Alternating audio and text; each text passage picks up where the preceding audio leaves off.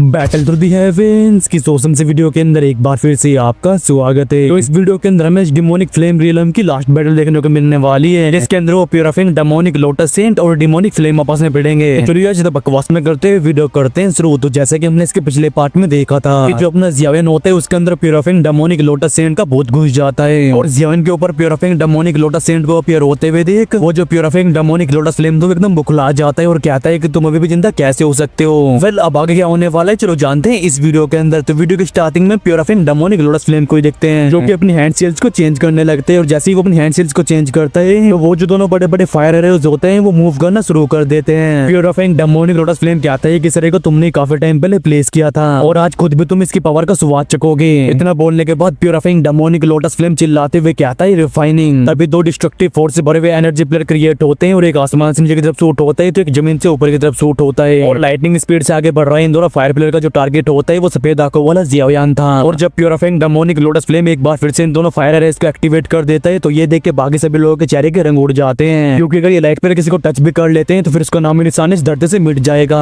और जब सभी लोग अपनी अपनी सोच में गुम होते हैं तब एक स्विच साउंड के साथ वो दोनों फायर प्लेयर जियाविन के पास पहुंच जाते हैं, लेकिन जियाविन के ग्रुप से टकराने से पहले वो दोनों फायर प्लेयर अपनी अपनी जगह पे रुक जाते हैं और इन दोनों फायर प्लेयर के अंदर के डिस्ट्रक्टिव फोर्स को सेंस करके भी सभी लोगों के दिमाग घूम चुके थे। यार तभी हमारा ध्यान जाता है जियाविन के ऊपर जिसके चेहरे पे भी एक हल्की सी स्माइल आ चुकी थी और अभी जियाविन की आंखें देख रही होती है प्यूराफिंग डेमोनिक लोटस फ्लेम को जिसका चेहरा भी काफी गंदा हो चुका था। सफेद आंखों वाला जियाविन कहता है कि इस रिफाइनिंग एंशिएंट एरे फॉर्मेशन को मैंने क्रिएट किया है और अगर बातों से समझने की तो तुम मेरे से ज्यादा से कैसे समझ सकते हो। और दोनों फायर प्लेयर को रुकते हुए देख वो जो डिमोनिक फ्लेम होता है वो चिल्लाते हुए कहते हैं बैस्टर्ड, लेकिन इससे पहले कि वो कुछ कर पाता तभी उसके चेहरे के रंग उड़ जाते हैं। उसे सेंस होता है कि उस फॉर्मेशन के ऊपर उसका जो कंट्रोल था वो धीरे धीरे करके कम होता जा रहा है और अभी वो दोनों ही फायर एरेज काफी खतरनाक तरीके से ट्रैम्बल हो रहे थे और क्रीम व्हाइट फ्लेम लगातार उन दोनों फायर एरेज से बाहर आ रही होती है और बाहर आने के बाद ही जो क्रीम व्हाइट फ्लेम थी वापस से प्यूराफिंग डेमोनिक लोटस फ्लेम के अंदर जाने लगी थी और जब ये क्रीम व्हाइट फ्लेम उसकी बॉडी के अंदर वापस लौट जाती है तो फिर प्यूराफिंग डेमोनिक लोटस फ्लेम को सेंस होता है कि अब इस रिफाइनिंग स्काई एंशिएंट एरे के ऊपर उसका कंट्रोल काफी कम रह गया है। यार जब प्यूराफिंग डेमोनिक लोटस फ्लेम इस फॉर्मेशन के ऊपर से अपना कंट्रोल खो देती है तो गुस्से की वजह से उसकी आंखें एकदम ब्लड रेड हो जाती है और उसे अच्छे से पता होता है कि इस refining sky ancient array formation की पावर कितनी ज्यादा फ्राइटनिंग है और अगर प्यूराफिंग डेमोनिक लोटस सेंट इसके ऊपर कंट्रोल हासिल कर लेता है तो फिर इसके अंदर से डिमोनिक फ्लेम के लिए भी निकलना इम्पॉसिबल हो जाएगा और उसे पहले से इस रियलम के अंदर रहते रहते कई हजार साल हो चुके हैं और अब वो इस चीज से एकदम थक चुका है। प्यूराफिंग डेमोनिक लोटस फ्लेम चिल्लाते हुए कहता है डिमोनिक लोटस सेंट आज हम दोनों में से कोई एक ही जिंदा बचेगा। वो कहता है डिमोनिक फ्लेम वर्ल्ड डिस्ट्रक्शन और उसके कहते हैं प्यूराफिंग डेमोनिक लोटस फ्लेम की जो बॉडी होती है वो स्वेल होने लगती है। अभी एक बैंग साउंड के साथ ही एकदम मॉन्स्टरस फ्लेम में ट्रांसफॉर्म हो जाती है और अभी स्पेस के अंदर जो भी एनर्जी मौजूद थी डिमोनिक फ्लेम का टेरिफाइंग टेम्परेचर तुरंत उसे वेपोराइज कर देता है और जब ये प्यूराफिंग डेमोनिक लोटस फ्लेम इस तरह से एक्सप्लोड होती है तो एक बैंशिंग लेवल के एक्सपर्ट के मुंह से भी चिल्लाने की आवाज बाहर आती है। एट द सेम टाइम उसकी बॉडी के सारे एक्स-रे मेरिडियंस डिस्ट्रॉय हो जाते हैं और उसकी दूरी की जलने लगी थी। यार जैसे इस बैंशिंग के मुंह से चिल्लाने की आवाज बाहर आती है तभी एक बैंग साउंड के साथ एक काली राख में ट्रांसफॉर्म हो गया था और वो राख चली जाती है नीचे की मैग्मा की तरफ और इस काली राख को नीचे की तरफ जाते हुए देख के यहाँ पे मौजूद सभी लोगों के दिल दहल जाते हैं, क्योंकि अभी ये प्यूराफिंग डेमोनिक लोटस फ्लेम इस रियलम के अंदर एक एनर्जी को वेपोराइज कर रही है और अगर चीजें इस तरह से चलती रहती है तो फिर कोई भी अपनी बॉडी के अंदर एक एनर्जी को मेंटेन नहीं रख पाएगा, जिसके बाद इन सभी लोगों का हाल भी इस बैंशिंग के जैसा ही होगा, यानी कि इनमें से कोई भी अपनी जान नहीं बचा पाएगा।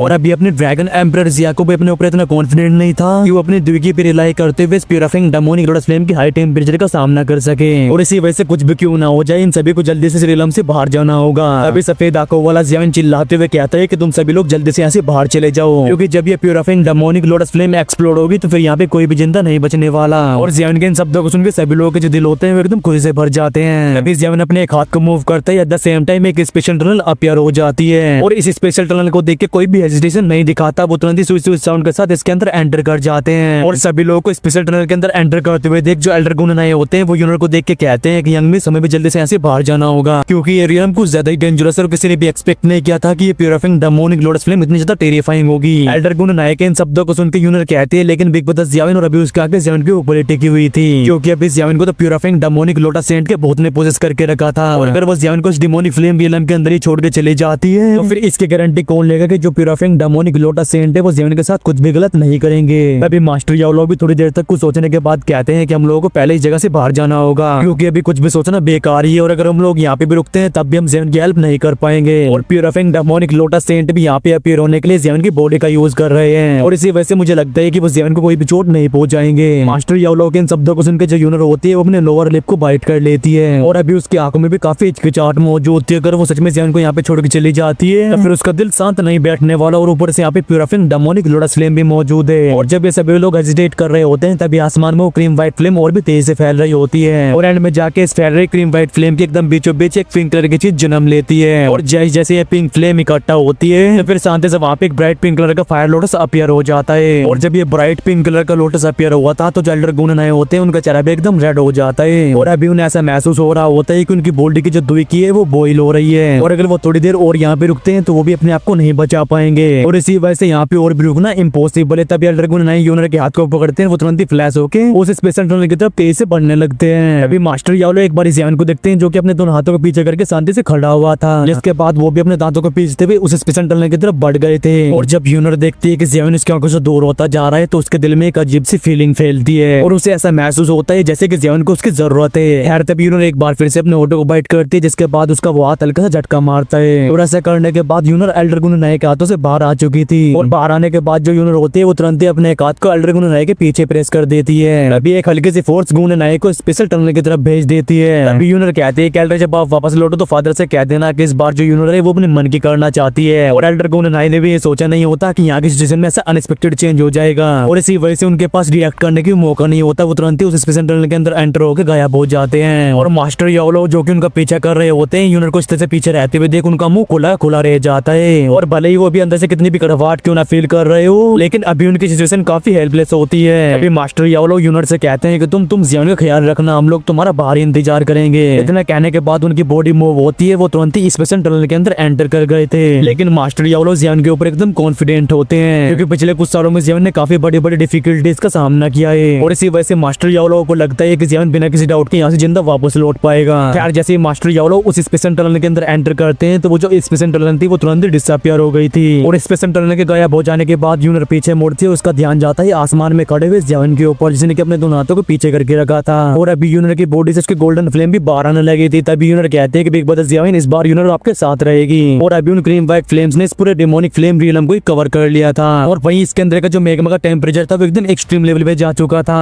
यहाँ तक कि एक लीड दोसिंग जिसकी स्ट्रेंथ 4 स्टार दोसिंग या फिर 5 स्टार दोसिंग पे पहुंच चुकी हो, वो भी जगह पे ज्यादा टाइम तक नहीं टिक सकता क्योंकि इस जगह का जो हाई टेम्परेचर है वो उसकी दुखी को भी जलाने के लिए काफी है। और अभी जो यूनर होती है वो आसमान में फ्लोट कर रही थी और लगातार गोल्डन फ्लेम उसकी बॉडी से बाहर आ रही होती है, और भले ये भी इसको गोल्ड एम्पर इंसर्टिंग फ्लेम उसे प्रोटेक्ट कर रही हो लेकिन फिर भी जो यूनर की बॉडी थी वो एकदम पसीने से भर चुकी थी। लेकिन अच्छी बात है कि उसकी बॉडी की दुखी अभी जलने के सेंस को सो नहीं करती, और क्योंकि गोल्ड एम्पर इंसर्टिंग फ्लेम को हेवीली फ्लेम रैंकिंग में इतने हाई लेवल पे रखा जाता है तो फिर इसका भी अपना एक रीजन होगा। खैर अपने चारों तरफ अच्छे से देखने के बाद यूनर क्या के फोकस होती है उस आग के समुद्र के एकदम बीचों बीच। तब यूनर को वहाँ पे डिमोनिक फ्लेम से बना हुआ फायर लोटस दिखाई देता है जो कि धीरे धीरे करके रोटेट हो रहा था, और हर बार जब ये रोटेट हो रहा होता है तो इसका रंग डार्क रेड और सफेद में चमक रहा होता है। तब एक बज का साउंड सुनाई देता है, एट द सेम टाइम वो रोटेट हो रहा फायर लोटस एकदम सफेद रंग में ट्रांसफॉर्म हो गया था, लेकिन लगातार इसके अंदर रेड लाइट भी फ्लिकर हो रही थी जिस वजह से फायर लोटस काफी ब्यूटीफुल लग रहा था। और वो प्योरिफाइंग डेमोनिक लोटस सेंट जिसने कि जियान की बॉडी को पोजेस करके रखा था वो भी लगातार इस फायर लोटस को देख रहा होता है, और ऐसा डेमोनिक और को देख के वो जो सफेद आंखों वाला जियान होता है वो हेल्पलेस होते हुए कहता है कि जब मैं तुमसे पहली बार मिला था तो तब तुम एक छोटे से बेबी की तरह थे और मैंने तुम्हें इंटेलिजेंस दी जिससे कि तुम इंसानों की तरह सोच सको, लेकिन मैंने ये कभी भी नहीं सोचा था कि तुम्हारी जो सोच है वो इस तरह से बदल जाएगी। ये सुन के डिमोनिक फ्लेम की बॉडी चमकने लगती है और वो चिल्लाते हुए कहता है कि प्योरिफाइंग डेमोनिक लोटस सेंट मैं खुद को कैसा बनाना चाहता हूँ ये पूरी तरह से मेरे ऊपर डिपेंड करता है, और तुम मेरे मैटर में कुछ ज्यादा ही अपनी नाक अड़ा रहे हो। ये सुन के सफेद आंखों वाला जियान लगातार डिमोनिक फ्लेम को देखता रहता है। प्योरिफाइंग डेमोनिक लोटस सेंट कहते हैं कि मैं तो बस ये चाहता था कि तुम सेल्फ डिस्ट्रक्ट ना हो, और ऐसे नफरत की वजह मैं ही हूँ। ये कहती है वो अपनी हैंडसेल्स को चेंज करते हैं और तुरंत ही वो दोनों बड़े बड़े फायर एरोज जिन्होंने कि इस पूरे रियलम को कवर करके रखा था वो दोनों तुरंत ही आगे की तरफ बढ़ने लगती है, एक नीचे से तो एक ऊपर से, और जैसे ही दोनों फायर आ रहे मूव हुए थे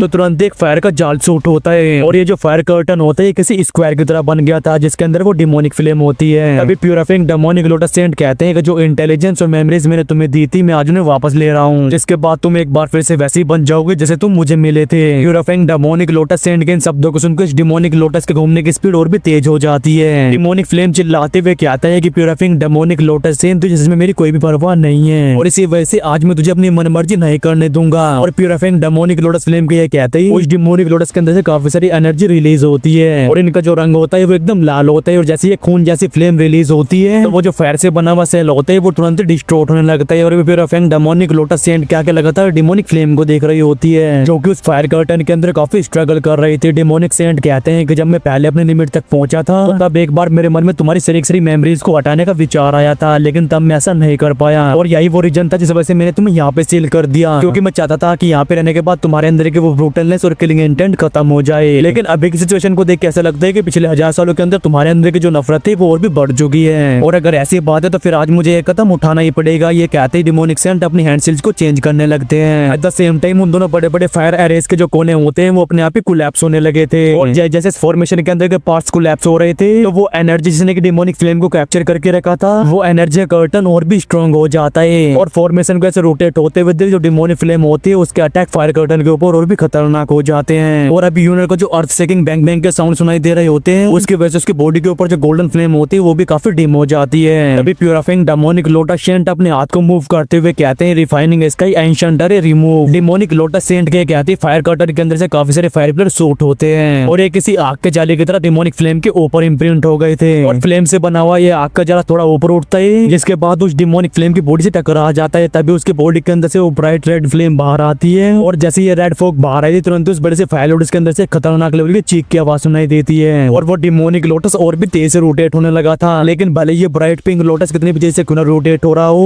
वो उस फ्लेम के बने हुए जाले को नहीं तोड़ पाता। और अभी जो प्यूरिफाइंग डेमोनिक लोटस सेंट होते हैं वो बहुत ही शानदार तरीके से इस फ्लेम के जाले को कंट्रोल कर रहे थे और ऐसा करने की वजह से वो ब्लड रेड फोक जो कि डिमोनिक फ्लेम की मेमोरीज और इंटेलिजेंस को रिप्रेजेंट करता है और धीरे धीरे करके बाहर आता रहता है। अभी प्यूरिफाइंग डेमोनिक लोटस सेंट कहते हैं कि इस रिफाइनिंग स्काई एंशिएंट टेरेन ने हजारों सालों तक एनर्जी को एब्जॉर्ब किया है और वो एनर्जी इस टाइम पे पूरी तरह से अनलीश हो चुकी है, तुम उसे नहीं रोक सकते। और इसी वजह से लिटिल डीमन अब तुम मेरे साथ चलो और अपने दिमाग को इस तरह से खाली होते हुए देख। वो जो प्यूरिफाइंग डेमोनिक लोटस फ्लेम होता है उसके अंदर डर का माहौल फैल जाता है। वो चिल्लाते हुए कहते हैं बकवास और बिना मेमोरीज और इंटेलिजेंस के फ्यूचर में डिमोनिक फ्लेम की कोई भी कॉन्शियसनेस नहीं होगी तो फिर इसे और मुझे मारने में क्या ही फर्क है। और तब तुमने मुझसे कहा था कि तुम मेरी जान नहीं लोगे, लेकिन अब मेरी इंटेलिजेंस और मेमोरीज को इस तरह से वापस लेना ये मुझे मारने जैसा ही है। और इसी वजह से प्यूरिफाइंग डेमोनिक लोटस सेंट तुम एक नंबर के दोगले इंसान हो और अगर एक बार इसकी मेमोरीज और इंटेलिजेंस पूरी तरह से गायब हो जाती है तो फिर एक तरह से ये वाली जो प्यूरिफाइंग डेमोनिक लोटस फ्लेम है इसकी पूरी तरह से डेथ हो जाएगी। ये सुन के प्यूरिफाइंग डेमोनिक लोटस सेंट अपने सर को हिलाते हैं और कहते हैं कि तुम बहुत ज्यादा खतरनाक होने के साथ साथ मेरी सारी इनहेरिटेंस को पोजेस करते हो और इसी वजह से अगर तुम्हें इस सील को तोड़ने दिया तो फिर दुनिया एक बहुत बड़े खतरे के अंदर आ जाएगी। और क्योंकि इस डिजास्टर की शुरुआत मेरे से हुई थी तो इसे खत्म करने वाला भी मैं ही हूँगा। ये कहने के बाद वो कुछ भी नहीं बोलते तुरंत ही अपनी हैंड सील्स को चेंज करने लगे थे। अभी वो जो फ्लेम का जाला होता है वो और भी खतरनाक तरीके से डिमोनिक फ्लेम को घेर लेता है और उस डिमोनिक फ्लेम लोटस से लगातार वो खून जैसा फोक बाहर आ रहा होता है और ये जो ब्लड फोक होते हैं तुरंत इस डिमोनिक फ्लेम लोटस के ऊपर इकट्ठा होकर एक लाल रंग के फिगर में ट्रांसफॉर्म हो जाता है। और ये जो लाल रंग का फिगर होता है एकदम वैसे ही था जैसे कि एक्सप्लोड होने से पहले प्यूरिफाइंग डेमोनिक लोटस फ्लेम हुआ करती थी।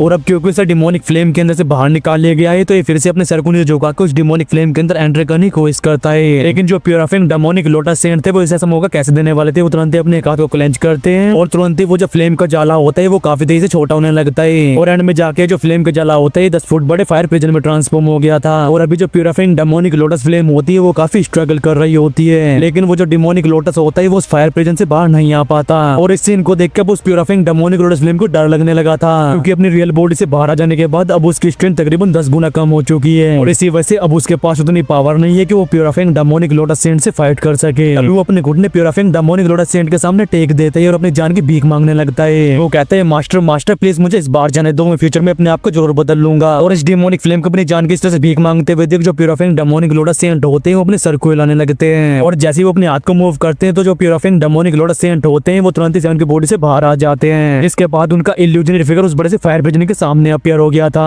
और जब प्यूरिफाइंग डेमोनिक लोटस सेंट उनकी बॉडी के ऊपर से अपना कंट्रोल हटा लेते हैं तो जो यूनर होती है वो तुरंत ही जियाविन को पकड़ लेती है। और पिछले कुछ टाइम के दौरान जो जियाविन था वो बिल्कुल भी अनकॉन्शियस नहीं था बल्कि उसकी जो सोल थी उसे प्यूरिफाइंग डेमोनिक लोटस सेंट ने सप्रेस करके रखा था। और इसी वजह से जब जियाविन देखते हैं कि यूनर बाहर नहीं गई है तो उसे डांटते हुए कहता है कि तुम अभी भी यहाँ पे क्या कर रही हो। और जियाविन ने भी देखा था कि किस तरह से यूनर ने एल्डर गुननाई को आगे फेंक के खुद यहाँ पे रह गई थी और जियाविन को एकदम सही सलामत देख के जो यूनर होते हैं वो एकदम खुश हो जाती है, उसे जियाविन की डांट से कोई भी फर्क नहीं पड़ता। और इसी वजह से वो तुरंत ही जियाविन के हाथ को टाइटली पकड़ लेती है और अभी उसके आगे टिके होते हैं उस बड़े से फायर कर्टन के ऊपर। और यूनर को इस तरह से बिहेव करते हुए देख जो जियाविन होते हैं वो काफी हेल्पलेस फील करता है, लेकिन एंड में जाके उसने भी यूनर को अच्छे से पकड़ लिया था। और अभी प्यूरिफाइंग डेमोनिक लोटस सेंट की वो इल्यूजनरी बॉडी उस प्यूरिफाइंग डेमोनिक लोटस फ्लेम के सामने अपीयर हो चुकी थी। डेमोनिक लोटस सेंट उस डेमोनिक फ्लेम के सर को सहलाते हुए कहते हैं कि लिटिल डेमन में तुमसे नफरत नहीं करता और भले ही मैंने तुम्हारी वजह से अपनी जान गंवाई हो लेकिन फिर भी मेरे दिल में तुम्हारे लिए कोई भी नफरत नहीं है और मेरी पूरी लाइफ में मेरे कोई बच्चे और डिसेबल नहीं रहे, शुरुआत से तू ही मेरे सबसे ज्यादा क्लोज रहा है। और ये कहते हुए डेमोनिक लोटस सेंट के चेहरे पे एक हल्की सी स्माइल होती है। अभी वो जो प्यूरिफाइंग डेमोनिक लोटस फ्लेम होते हैं वो अपने सर को ऊपर उठाता है और उसकी वो खून से लाल आके तुरंत डिमोनिक लोटस सेंट के ऊपर जाती है। वो डिमोनिक लोटस सेंट को देखते हुए कहता है लेकिन मैं तुमसे बहुत ही ज्यादा नफरत करता हूँ। ये कहते ही वो जो ब्लडी फॉग होते हैं विस्फोट हो जाता है और इसने तुरंत ही प्यूरिफाइंग डेमोनिक लोटस फ्लेम की इल्यूजनरी बॉडी को घेर लिया था। और ये जो ब्लडी फॉग होता है ये खतरनाक तरीके से डिमोनिक सेंट की बॉडी को इरोड करने लगता है और जियावियन और यूनर जो कि दोनों इस फायर प्रिजन से बाहर खड़े हुए थे, इस सीन को देख के दोनों शॉक्ड हो चुके थे। ये डिमोनिक फ्लेम कुछ ज्यादा ही खतरनाक है और प्यूरिफाइंग डेमोनिक लोटस फ्लेम को इस तरह से बिहेव करते हुए देख जो प्यूरिफाइंग डेमोनिक लोटस सेंट होते हैं उनके चेहरे पे दर्द से भरा एक्सप्रेशन आता है। वो अपनी दर्द से भरी आवाज में कहते हैं कि ये सीन कुछ जाना पहचाना लगता है। ये कहते हैं अपने एक हाथ को बाहर की तरफ निकालते हैं और कहते हैं कि हम दोनों साथ में इस दुनिया से डिसअपियर हो जाएंगे। और जैसे ही प्यूरिफाइंग डेमोनिक लोटस सेंट ये कहते हैं तो वो जो दोनों बड़ी बड़ी फायर फॉर्मेशन होती है वो तुरंत ही कोलैप्स होने लगती है और एंड में जाके इनमें से एक बहुत ही ब्राइट लाइट बाहर आती है जो कि सीधा जाकर उस फायर कर्टन से टकरा गई थी। और तभी एक बैंग साउंड के साथ वहाँ पे एक बहुत खतरनाक लेवल का एक्सप्लोजन होता है और इस एक्सप्लोजन की वजह से जो जियावियन होते हैं वो यूनर को और भी टाइट तरीके से पकड़ लेता है। एट द सेम टाइम उसकी पीठ के ऊपर उसके बोन विंग्स अपीयर होते हैं, वो तुरंत ही पीछे की तरफ जाने लगा था और ये बैंग साउंड के साथ शुरू हुआ फायर स्टॉर्म पूरे रियलम के अंदर फैल जाता है। और अभी नीचे की मैग्मा में भी 100,000 फुट बड़ा क्रैक अपीयर हो गया था